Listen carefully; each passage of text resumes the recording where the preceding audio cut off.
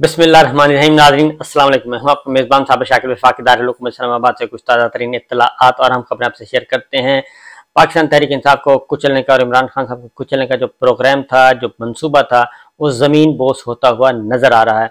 उसकी रीज़न ये है कि जिस बुनियाद पे, जिन वजूहात की बुनियाद पे जो एक माहौल बनाया गया था कि इस वजह से पाकिस्तान तहरीक इंसाफ और इमरान खान साहब जो हैं वो नाकाबिल कबूल हैं और उनको दुश्मन का दर्जा दे दिया गया है, वो वजूहात ही तहस नहस हो गई हैं। वो वजह ही ख़त्म होती जा रही है और वो वजह थी कि 9 मई के वाक़यात को जोड़कर कि इमरान खान साहब के ये हुक्म पर और उनकी हिदायत पर ये सब कुछ किया गया और उनके मरकज़ी रहनुमा इसमें मुलव्वस हैं। एजाज चौधरी साहब, सेनेटर एजाज चौधरी साहब, मियाँ महमूद रशीद साहब, यास्मीन राशिद साहिबा, इन सब को प्राइम जो है जो मुल्ज़म है, बुनियादी मुल्ज़मान का दर्जा, मरकज़ी मुल्ज़मान का दर्जा दे दिया गया था। और इसकी बुनियाद पे फिर उनको ताल्लुक़ जोड़ा जा रहा था इमरान खान साहब के साथ कि ये इमरान खान साहब के साथ जुड़े हुए हैं, इमरान खान साहब ने यह प्लान किया है। वो सारे का सारा ज़मीन बोस होता हुआ नज़र आ रहा है। और इसके साथ साथ जो पैरेलल एक नई छोटी छोटी जमातें और नए छोटे छोटे ग्रुप आबाद करने की कोशिश की जा रही थी, उनको खड़ा करने की कोशिश की जा रही थी, वो प्रोजेक्ट भी अभी तक कामयाब नहीं हुआ। इतने दिन गुजरने के बावजूद वो प्रोजेक्ट भी कामयाब नहीं हो रहा और उसमें 0 जमा 0 जमा 0 जमा 0 इज इक्वल टू 0 ये सब कुछ हो रहा है।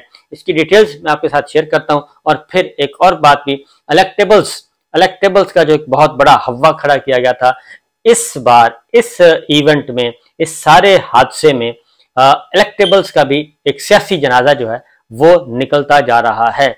और एक सर्वे हुआ बाकायदा तौर पे साइंटिफिक अंदाज में, उसकी डिटेल्स मैं आपको बता दूं। उसके बाद फिर आगे चलते हैं कि इमरान खान साहब और पाकिस्तान तहरीक इंसाफ अब आगे क्या करने जा रहे हैं और वो क्या करेंगे, क्योंकि अब स्टैब्लिशमेंट का जो एक स्टैब्लिशमेंट के अंदर एक खास जो स्पॉट फिक्सर्स कह लें, आप कुछ भी कह लें, उनको वो जो एक हाइप क्रिएट की गई थी।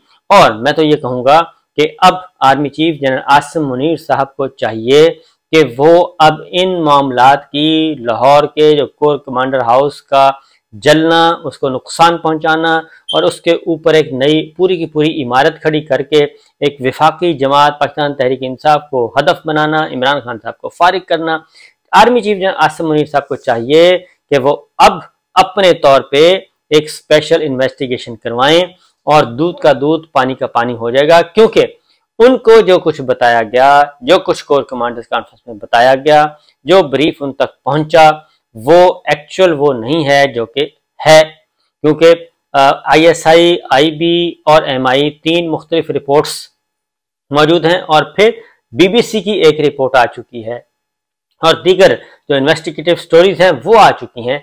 और मजे की बात यह है कि अभी तक किसी भी प्राइवेट टीवी चैनल को या किसी भी एंकर को ओपनली इजाजत ही नहीं दी गई कि वो कोर कमांडर हाउस लाहौर का विजिट करे और विजिट करके वो अपने तौर पे एक रिपोर्ट तैयार करे कि उस दिन हुआ क्या था।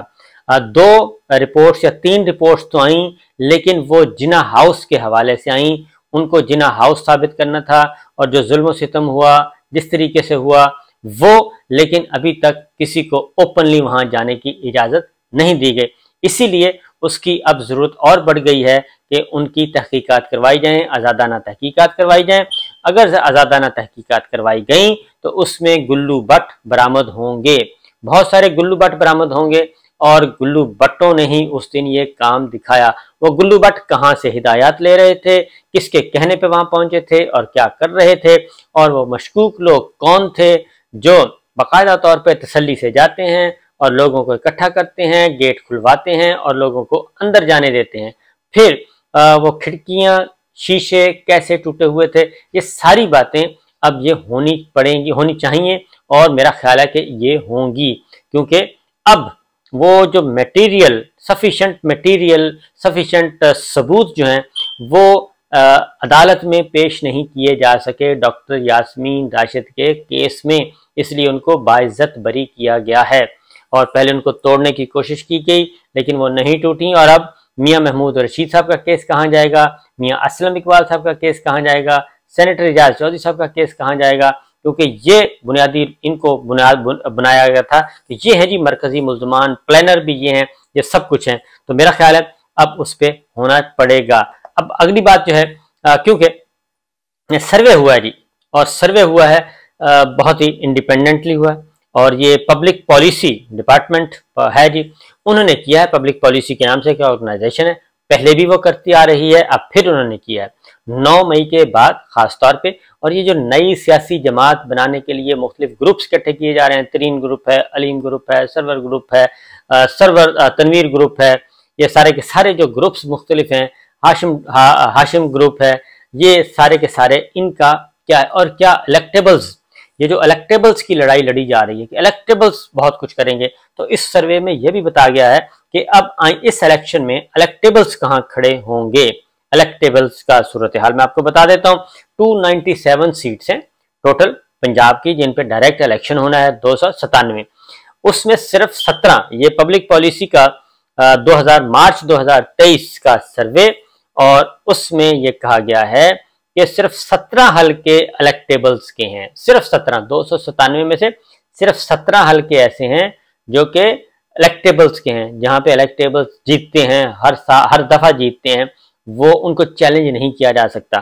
तो बाकी 17 तो ये हो गए, और बाकी क्या है जी, बाकी 82 हल्के हैं जिसमें उनका थोड़ा सा किरदार है, 82 हल्के उनमें थोड़ा सा किरदार है। 86 हल्के हैं, वहां पे पॉलिटिकल पार्टीज हावी हैं, और 102 हैं उसमें बिल्कुल ही सारी की सारी टोटल पॉलिटिकल पार्टी का रोल है, उसमें कोई और रोल है ही नहीं। तो ये 107, 86, 92 और 87, ये 4 कैटेगरीज हैं, और उसमें ये बताया गया है कि 102 हल्के तो ऐसे हैं जिसमें मुकम्मल तौर पे पॉलिटिकल पार्टी का रोल होगा, जो मकबूल तरीन जमात। उसके बाद पंजाब का जो इलेक्शन है मजमूई तौर पर किसने जीतना है, उसमें जीतना है जी पंजाब का मजमूई इलेक्शन जो पॉपुलर पार्टी होगी उसने जीतना है। तो पॉपुलर पार्टी कौन है, पाकिस्तान तहरीक इंसाफ। इससे पहले जितने भी सर्वे आ चुके उसमें बताया जा चुका है। लिहाजा इलेक्टेबल्स का तो हो गया है जी धड़न तख्ता, और इलेक्टेबल्स का तो कोई इम्कान नजर नहीं आता कि वो इतने बड़े पैमाने पे आके असरअंदाज। 17 हल्के उनके निकले हैं टोटल। अब जो अंदर खाने चल रहा है, जहांगीर तरीन साहब, अलीम ग्रुप, ये सारे के सारे, और फिर पाकिस्तान पीपल्स पार्टी अपने तौर पे काम कर रही है। अब जहांगीर तरीन साहब जो हैं उनका एक मसला है, वो हैं डिस्क्वालीफाइड, नाअहल हैं, वो खुद इलेक्टोरल पॉलिटिक्स में आ नहीं सकते। अब पार्टी रजिस्टर करवानी है तो पार्टी रजिस्टर कौन करवाएगा, और उसमें मुशावरत की जा रही है कि एक डिस्क्वालीफाइड शख्स जो है वो पार्टी उसके नाम की हो सकती है, नहीं हो सकती, क्योंकि उनकी रिव्यू अपील जो है वो भी खारिज हो चुकी है, नजरसानी की दरखास्त भी हुई थी, वो भी खारिज हो चुकी है। लिहाजा कोई सूरत नजर नहीं आ रही। और आपको पता है कि अब वो तरीन साहब जो हैं अपनी पार्टी उनके नाम पे भी ना हो, और फिर नाम पे भी ना हो और पार्टी भी किसी की हो, खर्चा उनका हो, और उसके बाद इलेक्शन कैसे करवाए जाएंगे और कौन जीतेगा, कैसे जीतेगा ये, और उस पार्टी की हैसियत क्या होगी कि एक डिस्क्वालीफाइड शख्स जो है वो पार्टी का सरबराह बन सकता है, उनके साथ एक टेरिडी है। लिहाजा अभी तक मुशावरतें हो रही हैं, आनियाँ जानियाँ चल रही हैं, और हाशिम डोगर साहब ने एक अलग ग्रुप बनाया हुआ है। उन्होंने आज ट्वीट किया, उन्होंने कहा जी मेरे साथ इतने लोग हैं, उनके साथ साबिक 9 वजीर हैं, और कोई बाकी MNAs, MPAs और रिटायर्ड, वो उनके घर मीटिंग हुई है। तो हर तरफ ये जूतों में दाल बट रही है, बुनियादी तौर पर इसे कहते हैं जूतों में दाल बटना। मुस्लिम लीग नवाज क्या फरमाते हैं, मुस्लिम लीग नवाज तो अभी भी वो सिर्फ यही कहती है एस्टेब्लिशमेंट जिंदाबाद, पाक फौज जिंदाबाद, और हमें बस इलेक्शन तक पहुंचा दें और हमें इलेक्शन जितवा दें, ये उनका है, उनका और कुछ भी नहीं है। लेकिन एस्टेब्लिशमेंट के अंदर एक मुअस्सर आवाज मौजूद है, एक मुअस्सर आवाज मौजूद है, इंतहाई मुअस्सर। वो ये कहती है कि आप इमरान खान साहब ने हमारा क्या बिगाड़ा है, और इमरान खान साहब ने हमारा क्या नुकसान पहुंचाया है, हमारे साथ तो उन्होंने आज तक ऐसा कुछ नहीं किया, तो हम इमरान खान साहब पे मरीम साहिबा को फौकियत क्यों दें जो हर वक्त जहर उगलती हैं। लिहाजा ये एक अलग से बहस चल रही है। फिर पाकिस्तान पीपल्स पार्टी आ जाती है, जरदारी साहब आ जाते हैं। तो जरदारी साहब जो है वो पंजाब इस वक्त मरकज तो वो कहते हैं मरकज तो है ही मेरा, तो मैं पंजाब में आना चाहता हूँ, लेकिन वो पंजाब में आ नहीं सकते उस तरीके से। अब मुख्तलिफ बेशुमार किस्म के फार्मूले हैं, वो फार्मूले हैं जी, जहाँ जहाँ जो एक एक हल्का जो है ना, जहाँ जहाँ इलेक्टेबल्स हैं और जहाँ मौसर हो सकता है, कहीं पाकिस्तान तहरीक इंसाफ के लोगों को बिठा दिया जाए, कहीं खड़ा कर दिया जाए। लेकिन जितने भी लोग इलेक्शन लड़ें उनमें से मेजॉरिटी अपनी हो और मुख्तलिफ पॉकेट्स के ज़रिए इलेक्शन जीता जाए। किसी को 5 सीटें दे दें, किसी को 10 दे दें, किसी को 20 दे दें, किसी को 5 7 दे दें। इस तरीके से ये टुकड़ियाँ टुकड़ियाँ मिला के आखिर में इनको इस्तेमाल किया जाए और आखिर में इनको डंडे के जोर पे एक बना दिया जाए पार्टी और वो इलेक्शन लड़े। तो अभी तक उसमें कोई कामयाबी नहीं हो रही और उसकी वजह यह है कि फिर एक और ट्रेजेडी इनके साथ चल रही है, वो ये है कि जी के ये इलेक्शन तो करवा लें और इलेक्शन रिस्की हैं और ये ले जाना चाह रहे हैं इलेक्शन को मज़ीद आगे, इनको इलेक्शन को मज़ीद आगे लेके जाना चाह रहे हैं क्योंकि अगर ये इलेक्शन सितंबर से पहले पहले होते हैं, यानी कि इनका टारगेट ये है कि जस्टिस काजी फाइज ईसा साहब के आने के बाद इलेक्शन शेड्यूल आए जस्टिस काजी फाइज ईसा साहब के आने के बाद। और उसके लिए इन्होंने मशवरा जो किया है वो यह है कि 14 अगस्त के बजाय असम्बली तोड़ दी जाए, एक हफ्ता पहले असम्बली तोड़ी जाए और उससे 90 दिन मिल जाएंगे आपको।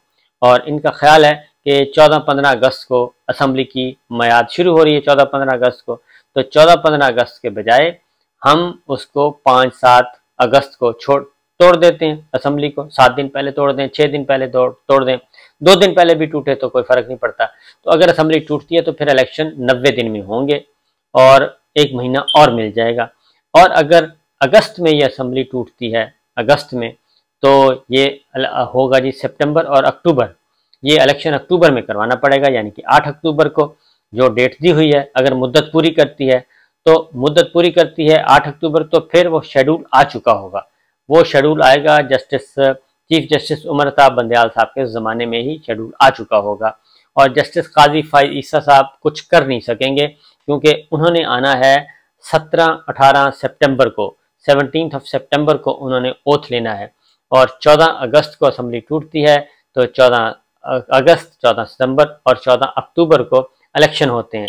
तो ये मज़ीद आगे जाना चाह रहे हैं कि ये इलेक्शन ले जाएं हम अक्टूबर से भी नवंबर में, ताकि जस्टिस काजी फाइज साहब मुकम्मल तौर पे सेट हो जाएं और उसके बाद फिर हम इमरान खान साहब का क्रियाक्रम करें। और उसमें यह है इमरान खान साहब का, ये अभी अगर कोई करते हैं काम, अगर अभी कोई काम करते हैं, फौरी तौर पे उनको फारिग करते हैं, तो इनका ख्याल नहीं बल्कि इनको डर है कि उनको अदालत से, आला अदलिया से रिलीफ मिल जाएगा। और अगर आला अदलिया से उनको फौरी रिलीफ मिल गया और सज़ा हमने देंगे, सज़ा सस्पेंड हो जाएगी और सज़ा सस्पेंड हो गई और अगर खान साहब को इलेक्शन लड़ने की इजाज़त मिल गई तो सारे का सारा प्लान जो है वो चौपट हो जाएगा। इसलिए ये अगस्त, 1 हफ्ता पहले असम्बली तोड़ना चाहते हैं और उस वक्त तक ये गेन करते रहेंगे, आहिस्ता आहिस्ता प्रेशर बढ़ाते रहेंगे और इमरान खान साहब को खींचातानी करते रहेंगे। और जैसे ही उमर अता बंदयाल साहब घर जाएंगे तो उसके बाद फिर ये शेड्यूल आएगा इलेक्शन का और उसमें फिर ये करना कोशिश होगी इनकी कि इमरान खान साहब को आनन फानन कोई ना कुछ सज़ा दिलवाने की कोशिश करें या गिरफ्तार कर लें।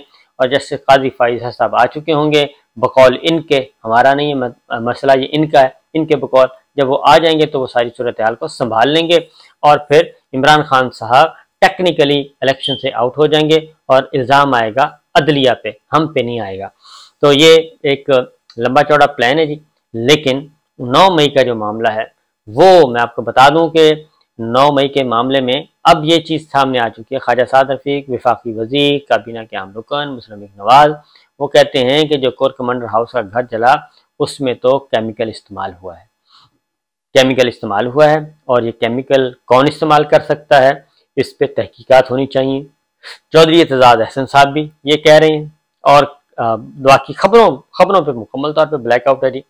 और एक मैं आपको दे दूं कि कल लाहौर में वकला का कन्वेंशन हुआ, बड़ा जानदार कन्वेंशन था और उसकी कवरेज ही नहीं हुई, इसलिए कि उसकी कवरेज की इजाज़त नहीं थी और टीवी पे कवर नशर नहीं हो सकता था।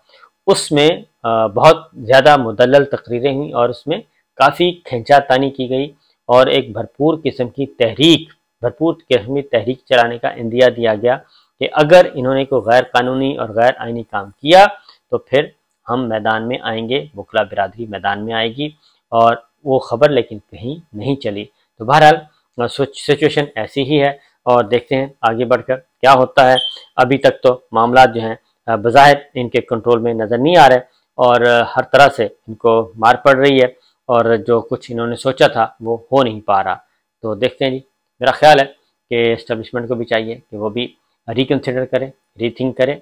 और गलत इत्तला दी गई और डॉक्टर यास्मीन राशिद जो हैं वो बरी-उज़्ज़िम्मा करार पा गई हैं। तो अब उस गुब्बारे में से हवा निकल चुकी है। ये जिसने भी साजिशी ताने बाने बुने ज़रूर चेक करना चाहिए। उसकी रीज़न है कि आज तक ना ही कोई आईजी को सज़ा हुई, ना डीआईजी को सज़ा हुई, ना डिस्ट्रिक्ट मजिस्ट्रेट को सज़ा हुई, ना ही किसी पुलिस वाले को सज़ा हुई, ना ही सीसीपीओ को सज़ा हुई और ना ही कोर कमांडर हाउस की जो सिक्योरिटी है वो ब्रीच हुई, उसमें से किसी को सज़ा नहीं हुई। वो जितनी भी टीयर्स थी 3-4 मेजर जनरल, 5 ब्रिगेडियर, वो सब के सब उनके नीचे जो एक कंट्रोल था, एक सारे का सारा वो किधर था? ये सब गौर करने वाली बातें हैं। इजाज़त दीजिए, अल्लाह हाफ़िज़।